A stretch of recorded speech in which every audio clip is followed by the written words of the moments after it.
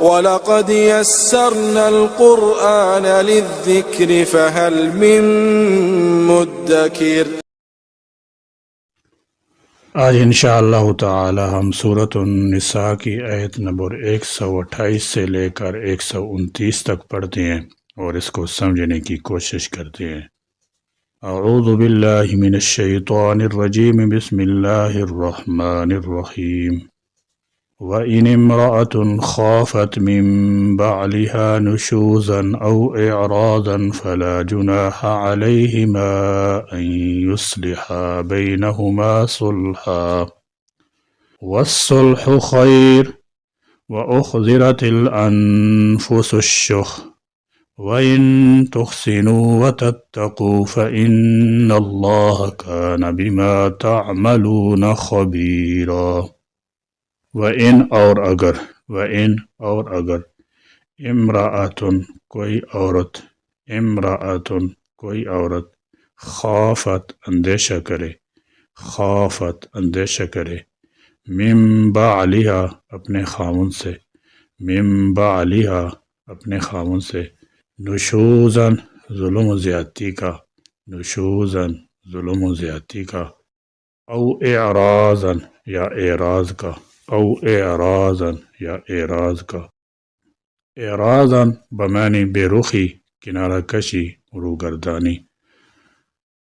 فرمایا وَإِنِ امْرَأَةٌ خَافَتْ مِن بَعْلِهَا نُشُوزًا أَوْ إِعْرَاضًا، اور اگر عورت خوف کھاتی ہے اپنے شوہر کی طرف سے اختلاف کا یا اعراض کا۔ دراصل نشوز کا لغوی معنی ابھار ہوتا ہے۔ نشوز کے لفظ میں لڑائی، جھگڑا، اختلاف رائے، نفرت،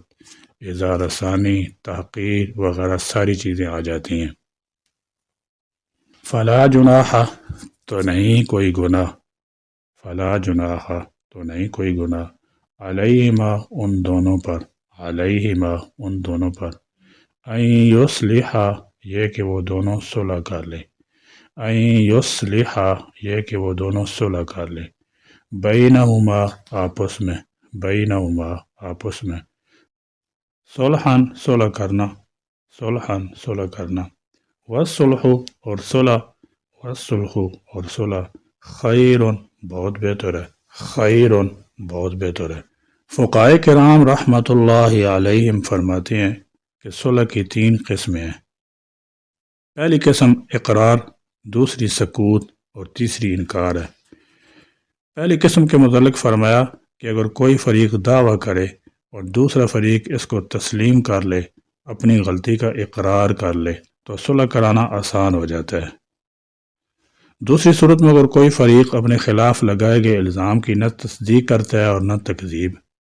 بلکہ سکوت اختیار کرتا ہے یعنی خاموشی اختیار کرتا ہے،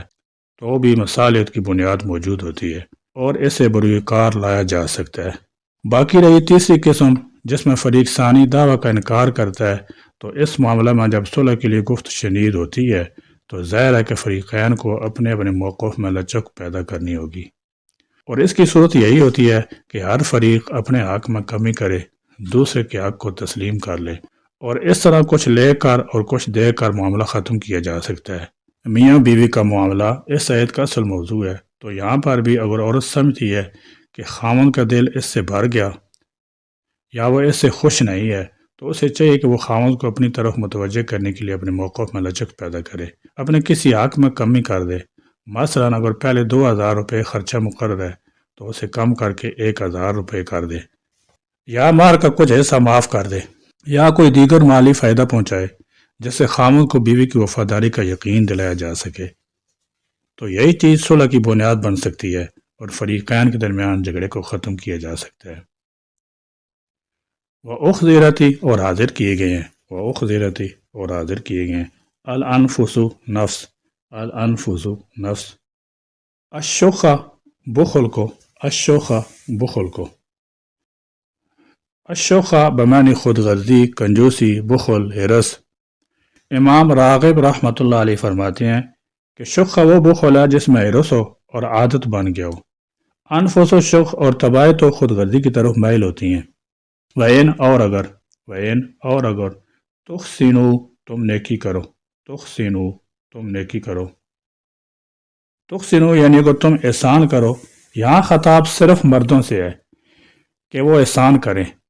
کیونکہ بحیثیت قوامون علی النساء کے اس پر فریض بھی زیادہ عائد ہوتے ہیں،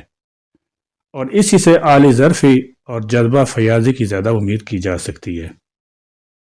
وَتَتَّقُوا اور تقوی اختیار کرو، وَتَتَّقُوا اور تقوی اختیار کرو، فَإِنَّ تو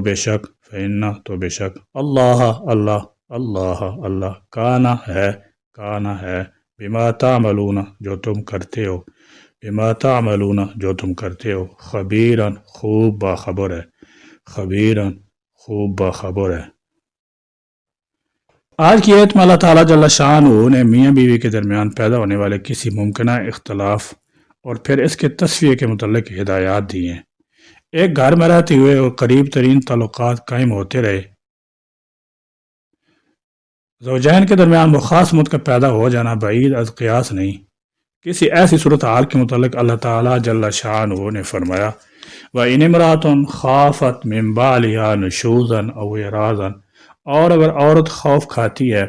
اپنے شوہر کی طرف سے اختلاف کا یا اعراض کا، مقصد صرف یہ ہے کہ گھر کا شعبہ انسانی زندگی کی بقا، کامیابی اور سکون کا بہت بڑا اور سب سے پہلا شعبہ ہے۔ اس میں امن و سکون، محبت، آرام، آسائش اور نظم و ضبط بے حد ضروری ہے۔ اس لیے اللہ رب العزت نے زندگی کے باقی معاملات کے ساتھ ساتھ میاں بیوی کے لیے بھی ضابطے اور طریقے بیان کر دیے ہیں۔ سب سے پہلے تو یہ بتایا گیا کہ اگر کسی وجہ سے بیوی محسوس کرے کہ میاں اس سے کچھ زیادہ خوش نہیں، تو بیوی کو چاہیے اس کو خوش کرنے اور محبت بڑھانے کے لیے جائز طریقے استعمال کرے، یعنی ہر قسم کے جھگڑے کو آپس میں فراخ دلی سے کام لے کر طے کر لینا چاہیے۔ ایک دوسرے سے زید، ہٹ درمی، ظلم کا رویہ اختیار نہیں کرنا چاہیے۔ آپس میں صلح، صفائی، احسان کا رویہ یہ اللہ تعالیٰ سے چھپا ہوا نہیں۔ ان نیک اور بہترین اوصاف کا بدلہ اللہ تعالیٰ جل شانہ ضرور دے گا، یہ اس کا وعدہ ہے۔ دوسری بات جو پہلے بھی بیان ہو چکی ہے وہ ہے بیویوں کی تعداد۔ جاہلیت کے زمانے میں بے شمار بیویاں رکھنے کا رواج تھا، جس کو اسلام نے بیک وقت 4 کی تعداد تک لازم کر دیا، 2 شرطوں کے ساتھ۔ اگر ان کے حقوق پورے کر سکو اور ان کے ساتھ ہر طرح سے عدل و انصاف کر سکو، تو ان میں کچھ مسائل کھڑے ہوئے تو ان کا حل بھی اللہ رب العزت نے بتا دیا۔ اگر کوئی بیوی ہمیشہ کی بیمار ہے، بانجھ ہے یا میاں کے حقوق ادا کرنے کے قابل نہیں کسی بھی وجہ سے، اس صورت میں دوسری شادی کے بعد میاں دونوں کے ساتھ ایک جیسی رغبت، ایک جیسا سلوک کیسے کر سکتا ہے؟ تو اگر وہ پہلی کو طلاق دینا چاہے، پہلی بیوی طلاق نہ لینا چاہے، اس کے بدلے میں اپنے حقوق سے دستبردار ہو جائے اور ساتھ ہی رہنا چاہے، تو اللہ رب العزت نے اس کا حل بیان فرما دیا کہ مرد کو چاہیے کہ عقل و احسان اور نیکی کا ثبوت دیتے ہوئے پہلی بیوی کو بھی ساتھ ضرور رکھ لے۔ حضرت خدیجہ رضی اللہ تعالی عنہ کی وفات کے بعد حضور اکرم صلی اللہ تعالی علیہ وسلم نے حضرت سودا رضی اللہ تعالی عنہا سے نکاح کیا۔ چونکہ آپ زیادہ معمر تھیں، کچھ عرصہ بعد حضور صلی اللہ علیہ وسلم نے ان کو علیحدہ کرنے کا ارادہ کیا۔ جب ام المومنین کو پتہ چلا تو انہوں نے عرض کیا، حضور مجھے تو دنیا داری کی چنداں رغبت نہیں، مجھے آپ طلاق نہ دیں، میں اپنی باری کے متعلق اپنا حق حضرت عائشہ رضی اللہ تعالی عنہا کو دیتی ہوں، آپ میری باری میں بھی اس کے ہاں ٹھہرا کریں۔ میں تو یہ چاہتی ہوں کہ قیامت کے دن میرا نام آپ کی ازواج میں شامل ہو۔ حضور اکرم صلی اللہ تعالی علیہ وسلم نے اس پیشکش کو قبول فرما لیا، چنانچہ آپ باقی بیویوں کے ہاں ایک ایک دن قیام فرماتے اور حضرت عائشہ رضی اللہ تعالی عنہا کے ہاں 2 دن۔ بہرحال یہ میاں بیوی کے درمیان مصالحت کی ایک اعلیٰ مثال ہے۔ یہاں پر یہ بھی اصول مد نظر رہنا چاہیے کہ اگر عورت اپنا حق کسی وقت چھوڑتی ہے تو اس کا یہ مطلب نہیں کہ وہ ہمیشہ کے لیے اس حق سے دستبردار ہو گئی ہے۔ عورت مناسب وقت پر اپنے حق کو بحال کرنے کی بھی مجاز ہے۔ اگر کسی عورت نے کسی وقت اپنی باری کی قربانی دی ہے تو وہ اس کی بحالی کا مطالبہ بھی کر سکتی ہے۔ بہرحال فرمایا کہ صلح ہی بہتر ہے اور علیحدگی کی نوبت نہیں آنی چاہیے۔ بہرحال اس آیت میں حکم یہ دیا گیا ہے کہ مرد کو فراخ دلی اور احسان کا مظاہرہ کرتے ہوئے اس کو اپنے ساتھ اچھے طریقے سے رکھنا چاہیے، کیونکہ مرد کو عورت پر برتری دی گئی ہے، تو اب اس کا فرض بنتا ہے کہ وہ اللہ تعالیٰ جل شانہ سے ڈرے اور معاملہ کو خوش اسلوبی اور احسان سے طے کرے۔